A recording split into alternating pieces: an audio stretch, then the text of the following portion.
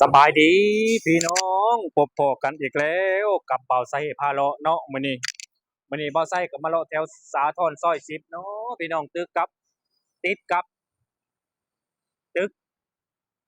มหานครพี่น้องเอ้ยมึงได้พี่เนาะนี่เบาไส้ได้มาถ่ายมุมนี่จังได้เห็นสัตว์เนาะเบาไส้เคยมาแล้วแต่เบาไส้เคยถ่ายฝั่งนั้นเนาะเบาไส้เห็นบ่ค่อยชัดมื้อนี้เบาไส้มาสาทรซอย10เนาะป๊าโตนี่บ่ตึกมหานครเห็นเต็มตาล่ะพี่น้องสูงคักอะลีโอ้โหสุดยอดเลยทุกคนนี่คือสาทรตอนนี้ผมอยู่สถานีสะหลุยเนาะทุกคนนี่มองรอบๆเนาะตามถนนหนทางเนาะพี่น้องนี่คือทาง1 2 3 4 5เลนเนาะทุกคนป้าโตคือสะอาดแห้งทุกคนถนนกะมึงในรถสัญจรไปมาทุกคนมึงเอานี่คือในเมืองเนาะส่วนหนึ่งของสาทรทุกคนอาจสิบ่ได้ในเมืองสุดๆปันใดเนาะนี่คือตุกสูงๆพี่น้องเนาะนี่คือไห้เบิ่งแต่ละมุมแต่ละหม่องเนาะทุกคนว่ามันบ่คือกันเนาะโอ้แต่ว่าพอใส่ว่าเจริญอยู่ได้จุดนี้ก็ได้คือเขตสาทรซอย10เนาะนี่แหละถือว่าได้มาถ่ายแบบใกล้ๆแล้วนี่ทุกคนนี่ตึกมหานครเนาะเพิ่นว่าสูงที่สุดหรือว่าเป็นรองระดับ2ของประเทศไทยบ่ใส่ก็ฮู้คร่าวๆมาประมาณนี้เนาะทุกคนโอ้ตึกข้างๆนี่ก็สูงคือกันได้ทุกคนนี่ใกล้เคียงกับตึกมหานครคือกันเนาะนี่2ตึกนี่ถือว่าใกล้เคียงกันโอ้โหสุดยอดเลยประเทศไทยบางคนบ่เคยเห็นเนาะว่าประเทศไทยโอ้ยบ่เจริญเจริญเพิ่นเว้ากันน่ะพวกมนุษย์ถ้ำโอ้ย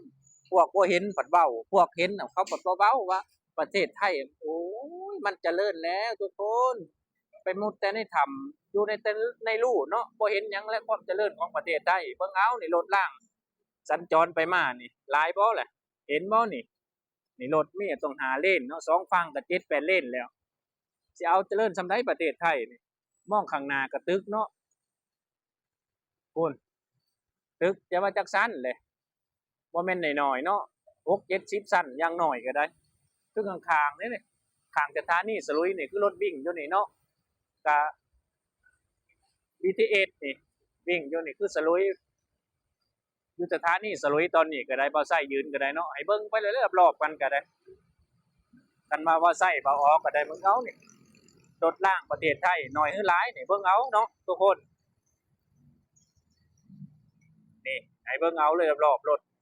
ว่าแม่นอยู่ประเทศนอกพุ่นความเจริญมื้อนี้นี่รถรางไปนี่ถนนหนทางก็เบิ่งเอานี่4เลนนี่ฝั่งนั้นก็4เลนบ่ให้เจริญจังได๋พี่น้องผู้ว่าบ่ใช้บ่แม่นคนที่บ่เห็นเพราะว่าเว้าว่าบ่เจริญดอกประเทศไทยคนที่เห็นเพิ่นบ่เว้ามีแต่ชมเชยประเทศเพิ่นเนาะว่าเจริญทิ้งห่างเพื่อนบ้านไปเป็ดเกือบ100เท่าพันเท่าเลยพี่น้องเอ้ยมึงแน่ผู้สิบ่ให้บ่ใช้เว้าจังใดเนาะข้างๆแถวนี้มึงแน่นี่อุดมสมบูรณ์ขนาดใดทุกคนนี่แหละเบิ่งนำกันเนาะ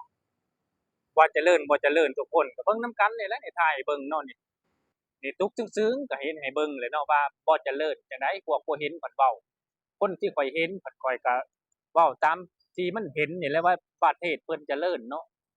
จักข้อยสิว่าจังใดเนาะพวกมุดแต่ในถ้ำเว้าดีแท้ๆได้นี่เบิ่งเอานี่ความบ่เจริญนี่คือช่วงจาก6โมงนี่แหละเนาะจากทุ่มหนึ่งแล้วตอนนี้พี่น้องนี่แหละเบิ่งเอาความเจริญของประเทศไทยนี่ให้เบิ่งนำกันทุกคนเนาะนี่ ถนนหนทางสัญจรไปมาคือจังซี่แหละสะดวกสบายย้อนหยังย้อนถนนหนทางของเพิ่นนี่แหละนี่ลาดยางไปเบิดทุกหม่องทุกบอนประเทศไทยเนาะอยากให้เบิ่งตัวอย่างนี่แหละคือประเทศเพื่อนบ้านเนาะเบิ่งเอานี่รถไฟฟ้า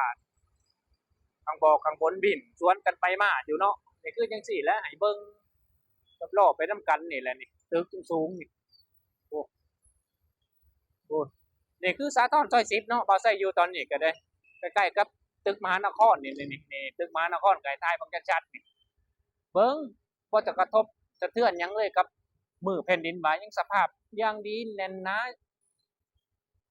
ครบทุกอย่างเนาะทุกคนนี่กับตึกข้างๆนี่โอ้ยเบิ่งเอานี่สูงๆจริงๆยังคือเก่าพี่น้องเอาพี่น้องบ่ไส้สิจบคลิปไว้เพียงเท่านี้แหละชอบบ่ไส้ก็กดไลค์กดแชร์ให้บ่ไส้แหน่เนาะเอาพี่น้องกราบคำว่าสำบายดีครับสำบายดีทุกคน